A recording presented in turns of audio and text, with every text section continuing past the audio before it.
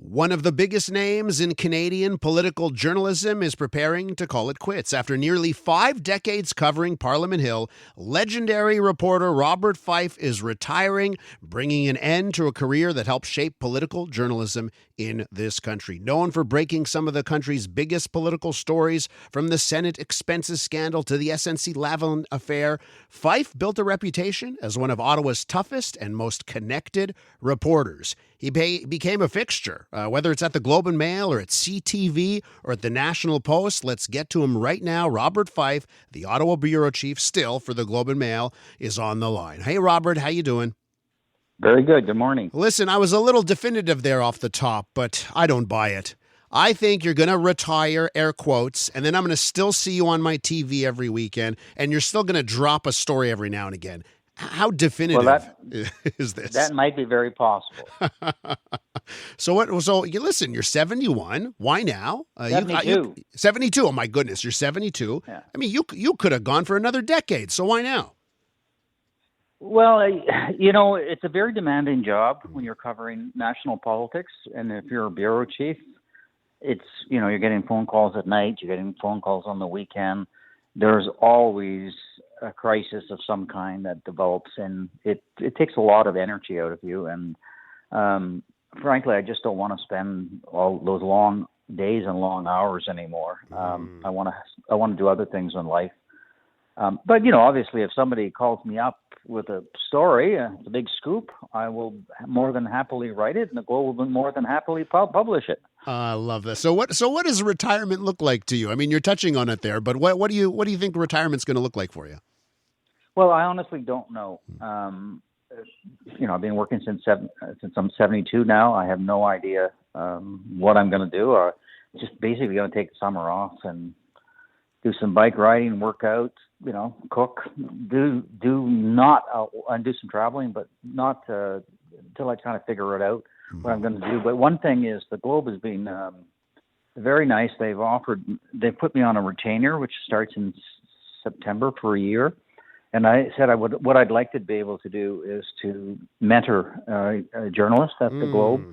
If they come to me with a story and they just don't know how to develop or take it, I'd spend some time with them and saying, here's how you should approach this story. Or if somebody very close to what they potentially think is a big story, but they can't seem to nail it down, I think I would more than happily come in and try to help them land that story so that it can get published. So but it'll only be part-time work, but something I think I would really enjoy doing. I really like mentoring reporters. I've hired a lot of reporters. I've seen them all go on to very successful careers, and it's very fulfilling and inspiring when you can work with younger people and set them on their careers. Now, let me ask you, if you had been considering this for a while, right? Like, is this, when did you start to say, hey, maybe I should consider retirement? And if the news of the day, if one of the reasons you stuck around was that the news was just so good, it seems like the last 5 years, there's been so much news in this country. So, how long have you been considering this? Really, the last year or so, I began to think about it. After Carney came in, this is a different government. Requires a different approach, and I thought, well, there's a new government in town now. It's time I can leave. Look, I love my job. It's a fabulous job. You basically don't have to answer to many people. Here's how I describe the work that we do as journalists, certainly in terms of national politics. You wake up in the morning with a preconceived idea. At the end of the day, you realize you're completely wrong. Why? It's because you talk to people. You talk to people all day, and people who are highly knowledgeable, and it's a fascinating job. I mean, you're never bored. People who work as journalists tend to really enjoy their jobs, and they're fun. I mean, we have a lot of fun. It's a lot of work. It's often obviously a lot of responsibility. You have to be careful you don't write anything to get sued or to ruin somebody's reputation without well, thinking very clearly about whether this person has done something really wrong or not. These are the kind of judgment calls you have to make. With Robert Fife, Ottawa Bureau Chief at the Globe and Mail. He's retiring at the end of the month. Robert, let's talk about the prime ministers that you've covered, and maybe who you loved covering, maybe who not so much. Why don't you take us through your decades of coverage and what sticks out? Well, I like to look at the prime ministers that I've covered in terms of what they accomplished. I was a young cub reporter when Pierre Trudeau, in the latter stages of his career. So I did cover Pierre Elliott Trudeau. He obviously was a transformative leader, not in terms of the economy. He made a mess of the economy, but he brought in repatriated the Constitution, but brought in the Charter of Rights and Freedoms, which has had profound repercussions for good or for bad for Canada. It's a major piece of legislation that is used every single day in the courts and has a huge impact on Canadian society. And so I would regard him as a transformative leader. He was very, very smart, and journalists were afraid of him because if you ask him a stupid question, he'd put you down. So you really had to be on your toes with Pierre Elliott Trudeau. Fascinating man. Brian Mulroney had a lot of the Irish Blarney, and I had a lot of fun covering Mr. Mulroney's government because there were all kinds of scandals and cabinet resignations and all kinds of stuff like that. And he was fascinated with the media, and he would really not like it when you wrote tough stories against him. He called me a swear word at the beginning, but an F kneecapper when he was prime minister. Wow. But I ended up after he left office, we ended up becoming quite friendly. I would regard Brian Mulroney as a transformative leader as well, because what he did with free trade with the United States, standing up for, I think, one of Canada's proudest moments, standing up against South African apartheid. He did asset rain treaties. He did the GST, which had he took a huge hit to the government's popularity, but it was the right kind of tax than the old manufacturer's tax. A sales tax is much fairer, particularly for poor people, and poor people do get a full GST rebate in any case. So he did a lot of things and he privatized all kinds of Canadian crown corporations, and he truly, and he tried Meech Lake Accord, as you know, and then Charlottetown, but he tried to bring Quebec into the Constitution, into the Confederation, into the constitutional fold. So he certainly was a transformative leader. Obviously Kim Campbell and John Turner were not serious. They didn't last. They had only a few months in power.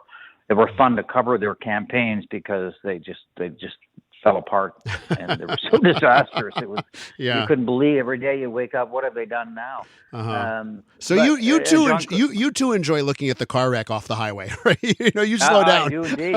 Yeah, I mean that's part of the fun of election campaigns. Yeah. Jean Chrétien, I think, is like in the mold of Louis Saint Laurent. He was a very, very good manager. Mr. Chrétien, made sure he said no to getting involved in that crazy Iraq war. Thank God for that. And he and Paul Martin deserve a lot of credit for getting Canada out of a deep, deep deficit.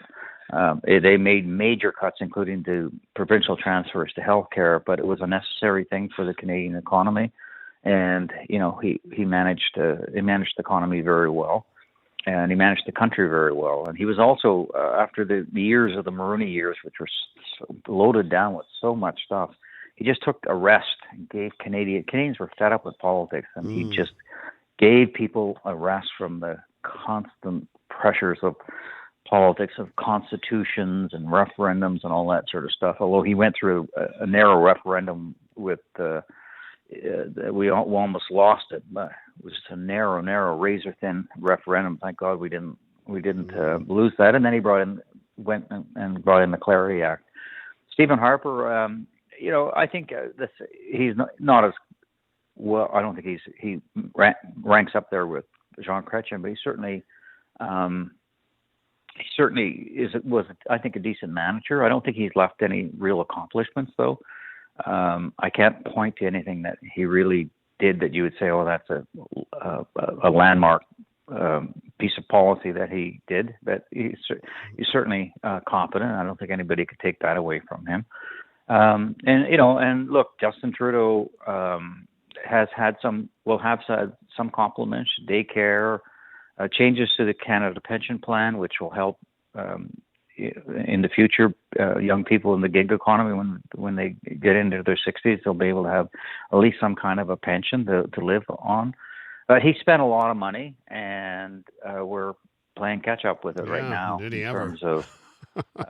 So I don't think he's a great prime minister. And then Mark Carney, the jury's out. Yeah. I think he wants to be a transformative leader as Mulroney was and Pierre-Elliott Trudeau was, in terms of getting the Canadian economy back on track and hopefully diversifying more trade away from the United States. But the jury's out. It's too early to say whether he's going to succeed at this or whether he's going to fail. Robert, listen, I could tell you something here. I think you're going to have a nice summer. You're going to get some bike rides in. Go take a lovely cruise, too. Not the Hantavirus cruise, but a real nice cruise. And then I just have this sneaking suspicion we'll be talking again come the fall. It's a real pleasure to talk to you, because of this news, and I thank you for coming on. Well, thank you for having me. I appreciate it. And thank you, your viewers, for listening to me over the years. That's Robert Fife, Ottawa Bureau Chief at the Globe and Mail. He'll be retiring at the end of the month.